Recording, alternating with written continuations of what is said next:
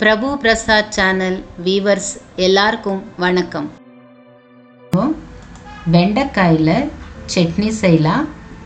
வெண்டைக்காயில் சட்னி செய்கிறதுக்கு தேவையான பொருள்கள்: 1/4 kg அளவுக்கு வெண்டைக்காய் கழுவி தொடிச்சு கட் பண்ணி எடுத்து வச்சிருக்கிறேன். வேர்க்கடலை தோல் எடுத்து வச்சிருக்கிறேன். கொத்தமல்லி,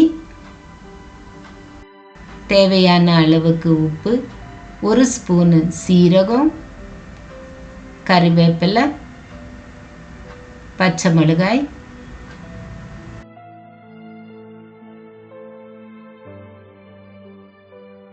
இப்போ ஒரு கடாயில் வெண்டைக்காய் போட்டுட்டு இருக்கிறேன். 2 ஸ்பூனு எண்ணெய் போட்டுட்டு இருக்கிறேன்.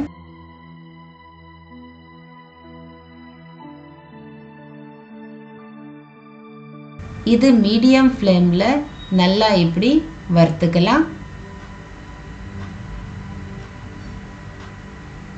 பாருங்க, இப்படி இருந்தால் போதும்.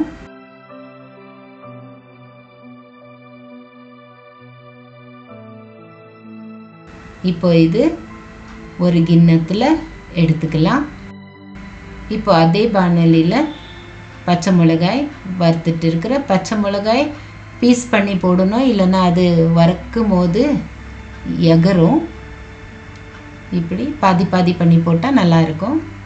இப்போ இது கூட நான் வெண்டைக்காயில் எடுத்துகிட்டு இருக்கிறேன். பாருங்கள், அதுலேயே இது எடுத்து வச்சுக்கலாம். இப்போ ஒரு மிக்சர் ஜாரில் பச்சை மிளகாய் வெண்டைக்காய் போட்டுட்டு இருக்கிறேன்.